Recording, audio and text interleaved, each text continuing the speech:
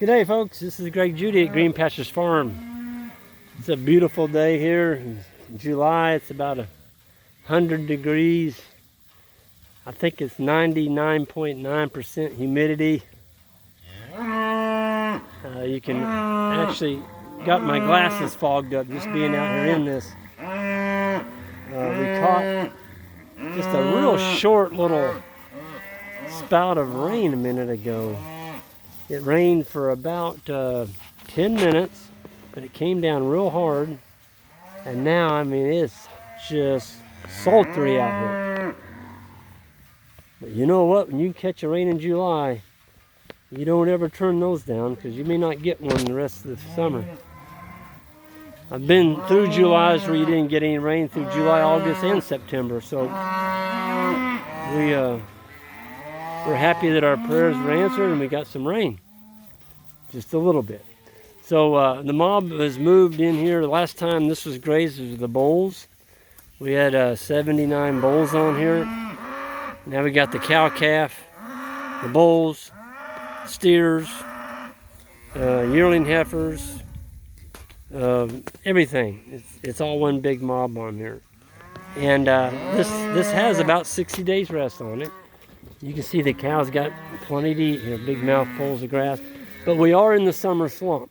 And so the grass is not growing back as quickly. The cool season grasses aren't growing at all, hardly. But we do have these summer annuals, and you see it down in here, right here. See all this real fine stuff in there? A lot of that's crabgrass. There's one that we have that's called red top. And then we have our beautiful Korean Lespedeza. We've got some wild soybean in here, the stick tight. There's some forbs in here. Cows are very vocal right now. You gotta go find your calf. She's bawling for her calf. That's the only way they have to communicate when they move into a complete new mob like that. They'll just bawl until they see their calf. And then they'll shut up and they'll start grazing. But the beautiful thing of this is we made a cattle drive last night and brought them into this farm. And we got every single one of them here. And so we're not back fencing. We're just rolling up the wire and moving forward.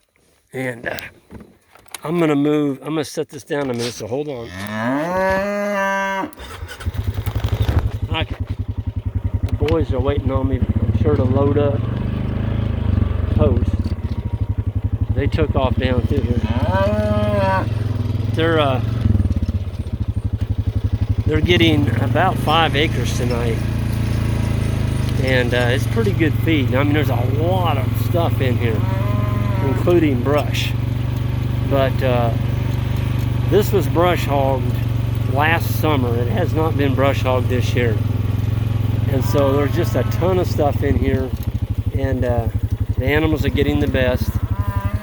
Oh, there's a nice yearling bull. Whew, look at him. He's just slick as a button. 928, you're looking good.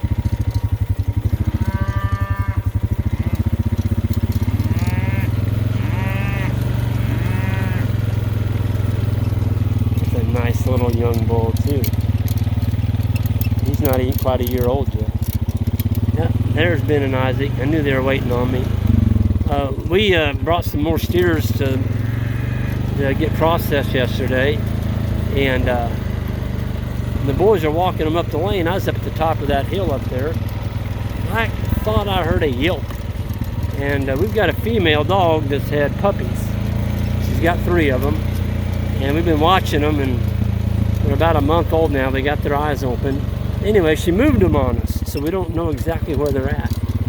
But as the puppies get older, they'll start howling as far as fighting and stuff with each other, so we'll be able to keep track of them then, I think. We'll be able to find them. But we're going to take them away from the female when she turns 8 weeks old. And we've got a cage that we put them in, and that breaks that bond, and we'll give them the 3 rounds of parvo shots. And then they learn what hot wire is, and they'll start moving They'll start moving with the flock. But that female, she's amazing. She was staying with the sheep flock, and she'd go back and nurse those puppies 2 or 3 times a day. And then when they were young, she stayed with them. But now they're getting older. She spends a lot more time with the sheep than she does with the pups. And they're just growing like gangbusters. They're good-looking little dogs. And we'll do a video on them when we find them. We get them away from... Boy, that cow, there's just oil all over her. Shiny oil.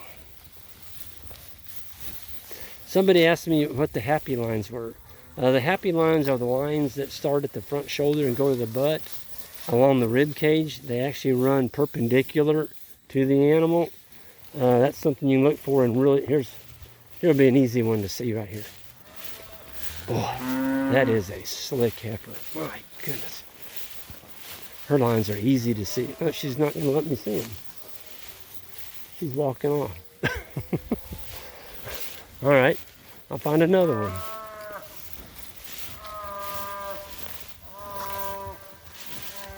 I know it doesn't show up on the video as well, but they start at the shoulder and they go to the butt, and they're lines that go underneath the hide, and they call those happy lines. That's an animal that's really, really doing well on forage. They're putting fat on the rib cage, and they're just performing. This is the yearling heifer right here. I mean, she is a beaut. That's the way you like to have them. Slick.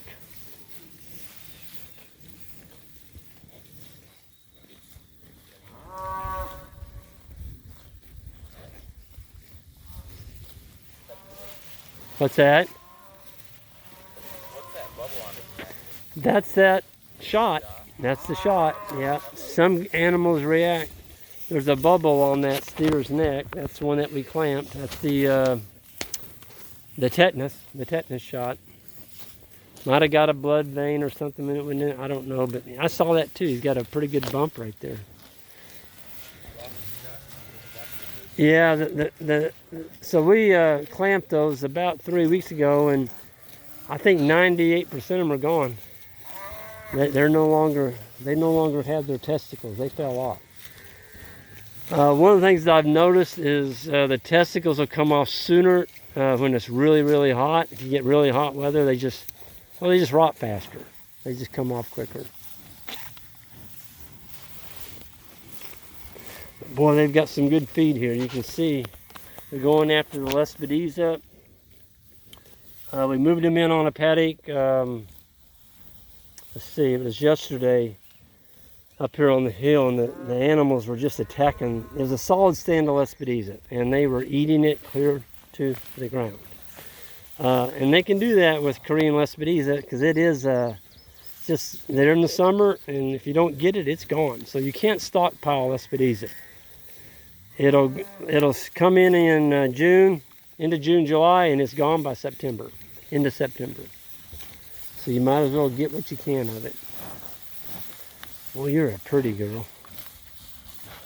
I like cattle that have lots of wrinkles on them. She's got lots of wrinkles on her neck because she's fat.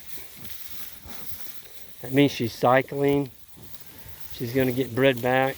And this is a young cow. Look at her heifer. Look at the fat on that tail. Folks, going into fall, you need to be looking at the tail heads on your animals. And I mean, she's just fat. Looks like a big old cobra snake. Okay, you got to have fat on that tail head. If you don't have that, it's going to be a long winter for that animal.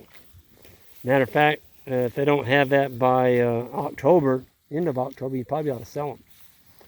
Because that's an animal that's going to winter pretty hard for you. Y'all think it's pretty cool out here today? No, not at all. Huh? I didn't hear you. It's like a sauna out here.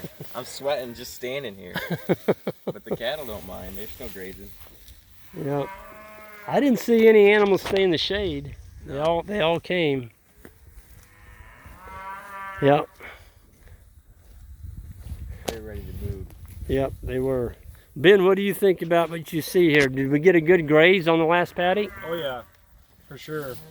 Definitely, they put a lot more forage on the ground, forced them to go back over and eat part of the paddock that they didn't really touch very much this morning. Yeah. So what did we do different this morning, guys, than we have been doing? We left them. We left them? What do you mean we left them? We didn't move them? We moved them in there last night, and it was a pretty big paddock. What would you say? yeah. Yeah, that paddock we gave them is probably 10 to 12 acres. Yeah. Yeah. And I mean, there's some of it that's woods, and There's a lot of like hills and dips and stuff, so it takes some effort for them to get all over the paddock. Yep. so we just left them on full 24 hours. And why did we leave them though? I mean, we looked at it this morning. There was clover all over that they hadn't even ate. Yeah. Yeah. And it's that time of year that you want to be slowing them up. Yep. Because you're just buying time for when, I mean, the grass is, we've had some fortunate rains, but I mean, the grass is definitely growing a lot slower than it was. Yeah. So here's something I want you boys to keep in mind. As you move into the summer and it gets hot and your grasses get more mature, the plants have a whole lot more nutrients in them. And so the animals don't need as much of it to get full. And so that's what we're seeing. The animals are filling up with less forage. And so you can give them a smaller area. People say, but how do you buy more time when you combine all your animals? Well, the grass is a lot more nutrient dense now than it was in, let's say, April. And so the cows, I mean, they're really, really good shape. They're packing on weight. The calves look good. And so this morning we came out and I looked at it, I'm like, there's no way, we're not going to move them. And so we're in a non-growing part of the year. It's dormant, the cool seasons.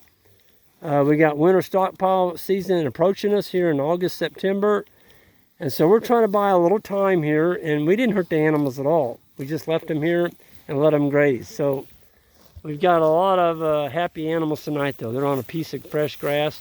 This cow here is sunk in just a little bit. You can see that right there in front of her hip bone. Yeah, the cow behind her isn't. The cow behind her is not. There's no sunken in spot. That bull, that's a steer. There's no sunken in spot. That one there, no sunken in spot. So especially that one up on the hill there, she doesn't have any. Yeah. So you're gonna have some of your older cows. I would guess the cow that we showed you just there, she's probably one of the older cows. They're going to be always a little bit more limited than your younger cows. And that's because they don't compete for the feed as aggressively as your younger cows do. But I like what I see. I mean, they really, I'm going to show you close up what they did to this paddock over here. I mean, they stomped everything.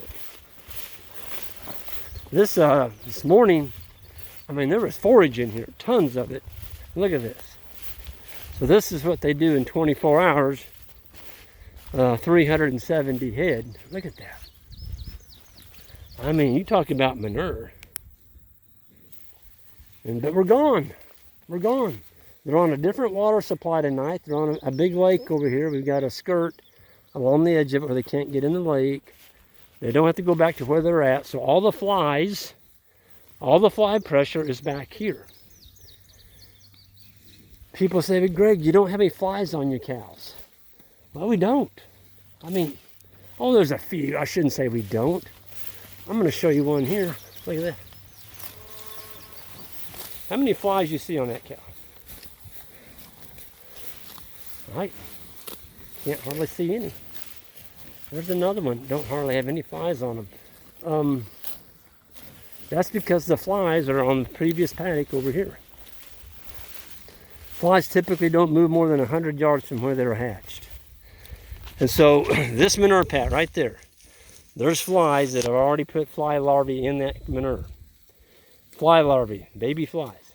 And so when they hatch out, we're going to be a half a mile from here. So these flies don't have anything to attack because we're gone. Okay? So keeping ahead, that's a beautiful thing. You know, I had a guy mention the other day that he didn't rotate. Well, that's fine. If he gets by with no rotation on his cattle, that's great. But if you don't rotate and you don't move your cows away from this, you're going to have more flies because those flies are going to hatch out of that manure. Your cows are still here on this paddock, and guess what? They're going to attack your cows. So if no other reason to rotate, just to escape the flies, it's worth it for that.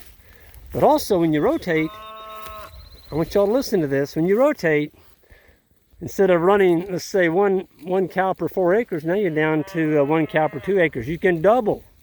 You can double the amount of animals on your farm by just rotating them, moving them. What's that worth? It's the same as somebody writing you a check for a free farm. So it makes no sense at all to own a piece of ground, put your animals out there, and you don't rotate them. That's just doesn't make sense. Doesn't make sense. I wouldn't have this kind of forage, I can promise you that, if we didn't rotate. So get used to it. Learn how to do it. Sign up for a grazing school next year because we're sold out this year, and we'll show you how to do it. We're hoping to have one in May. This year we're having them both in September, and they're both sold out. So anyway, I'm going to sign off right here. But remember, the best fly control is to move your animals. Get them moving. And if you really have bad fly pressure, take a paddock this size and skip it. Move them up there on the hill. Get them away from the previous paddock. Put a whole ungrazed paddock between your last move. Man, you really put some pressure on the flies in, because now you've got a whole ungrazed area between this, that's where they're at, and then where they're going, way up there on the hill. You just put a lot of real estate between you and the last bunch of flies. And so that's huge. That's how you keep the flies off your cows. You don't need to be out there spraying and have back rubs and all that crap. We're told we need to do that, but who's getting the money on that deal? It's not the cattle farmer. It's not the cattle farmer. So just keep the money in your pocket and move your animals. That's what I would do. Anyway, I'm going to sign off here, and everyone, we'll see you all down the road, and hope to get my computer back going again. We had a glitch this weekend. The video I loaded up, it went to the 7-minute mark, 7:50 I think it was, and it locked up. That was part of the computer glitch we had. But anyway, we'll get her fixed, and we'll make it better, and we'll see y'all. And on the way out, you new folks, hit that subscribe button and the like. I would appreciate it. And we'll see you down the road.